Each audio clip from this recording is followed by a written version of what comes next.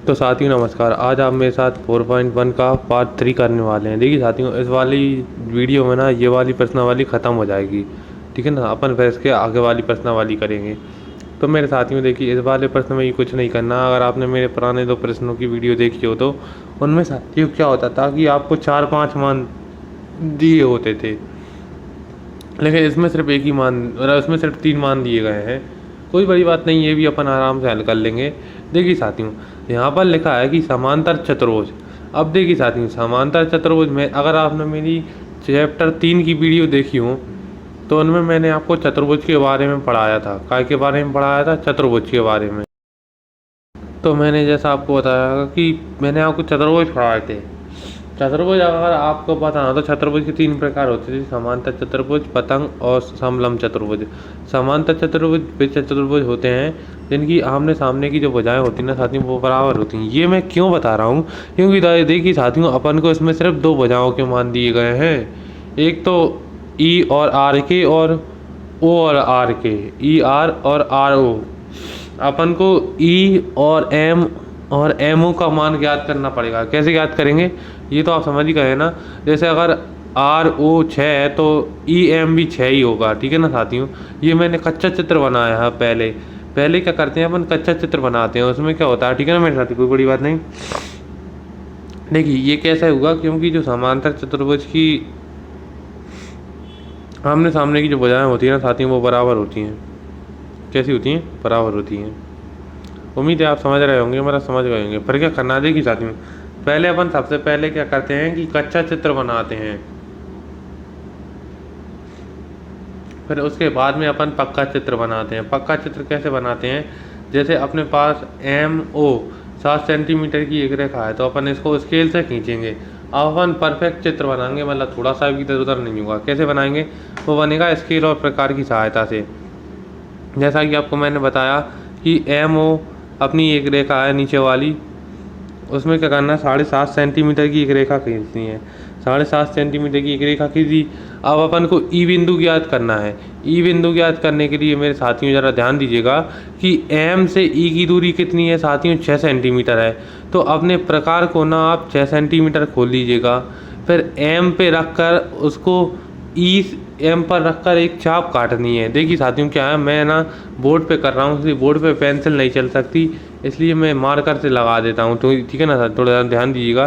देखिए एम से 6 सेंटीमीटर खोलना है, फिर एक चाप काटनी है, और फिर आपको बिंदु ओ पर रखना है और 7.5 सेंटीमीटर के खोलना है। ये मैं कैसे कह सकता हूँ? ये कच्चे चित्र में देखिए साथियों, बिंदु ई से ओ की दूरी कितनी है? 7.5 सेंटीमीटर, और बिंदु ई से एम की दूरी है 6 सेंटीमीटर। तो जितनी जितनी दूरी है उतना उतना ही प्रकार खोल के चाप काटनी है। इससे आपको एक पॉइंट मिल जाएगा, ठीक है ना साथियों। अब उसी तरह ध्यान दीजिएगा कि आपको ना मेरे साथियों प्रकार को फिर से 7.5 सेंटीमीटर खोलना है, क्योंकि अपन को आर बिंदु ज्ञात करना है। आर बिंदु ज्ञात करने के लिए अपन को ई पर रखकर चाप काटना होगा, ठीक है ना। ई पर पॉइंट करके इधर चाप काटेंगे 7.5 सेंटीमीटर का। कितने का साथियों? 7.5 सेंटीमीटर का, ठीक है ना। कोई बड़ी बात तो है नहीं साथियों, आप तो समझदार हैं। 7.5 सेंटीमीटर का चाप काटेंगे। फिर अपन ओ से रखेंगे एक और वो काटेंगे। यहाँ पे देखिए ये यहाँ पर कट रहा है, मतलब ऊपर रखेंगे और आर से एक चाप काटेंगे, ठीक है ना साथियों। जहाँ पर ये बिंदु मिला उसे आर नाम दे दिया। देखिए ठीक है ना साथियों। अब मैं आपको इसकी ये लिख के देता विवरण देता हूँ। देखिए सर्वप्रथम हमने कच्चा चित्र बनाया। नंबर 2, स्केल से 7.5 सेंटीमीटर एम ओ रेखा खींची। फिर एम से 6 सेंटीमीटर और ओ से 7.5 सेंटीमीटर से एक चाप काटा। जहाँ पर ये चाप कटे उसे बिंदु ई नाम दे दिया, जो अपन ने दे रखा है, ठीक है ना साथियों।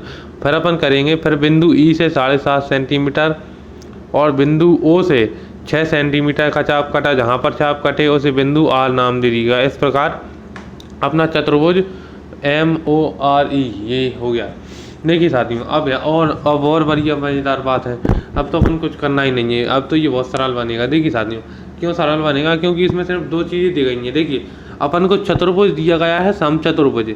मैंने आपको बताया ना चतुर्भुज के 3 प्रकार होते हैं: समांतर, पतंग और समचतुर्भुज। देखिए अगर आपने नहीं देखी तो कृपया कर पार्ट 3 की वीडियो जाके देखें। अगर आपने नहीं पढ़ा तो कहीं से भी जाके देख लें, लेकिन अगर पढ़ लीजिए। देखिए साथियों, फिर क्या करेंगे, अपन पहले कच्चा चित्र बनाते हैं। देखिए साथियों, नामकरण कर लिया अपन ने इनका, हाँ नामकरण कर लिया। देखिए अपन को इसमें बी का मान दे रखा है 4.5 सेंटीमीटर और टी ई का मान दे रखा है 6 सेंटीमीटर, ठीक है ना मेरे साथियों। उसी तरह समचतुर्भुज वह चतुर्भुज होते हैं जिसकी चारों भुजाएं बराबर होती हैं। मतलब अगर एक 4.5 है ना तो चारों 4.5 ही होंगी, ठीक है ना साथियों। कुछ करने की ज़रूरत ही नहीं है, बहुत सरल सा प्रश्न है। देखिए अब अपन बनाते हैं अच्छा चित्र। देखिए पहले तो 4.5 सेंटीमीटर की बी एक रेखा खींचनी पड़ेगी अपन को, ठीक है ना। 4.5 सेंटीमीटर की बी एक रेखा ये मैंने खींच ली, ठीक है ना साथियों। फिर अपन को क्या करना है साथियों, फिर अपन को बी ई पर देखिए अब बी पर रखकर 4.5 सेंटीमीटर प्रकार से चाप काटना है, ठीक है ना साथियों। बी पर रखकर 4.5 सेंटीमीटर से चाप काटना है, ये ना, हाँ ठीक है, हाँ बिल्कुल सही है।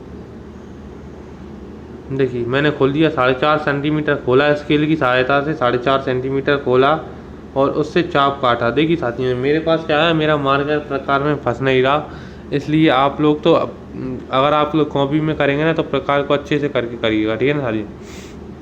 फिर आपको 6 सेंटीमीटर खोलना है, कितना 6 सेंटीमीटर।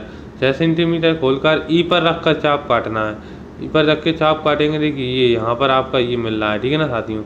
फिर देखिए इसको मिला दीजिएगा, ये अपना देखिए BET बन गया। अब फिर क्या करेंगे,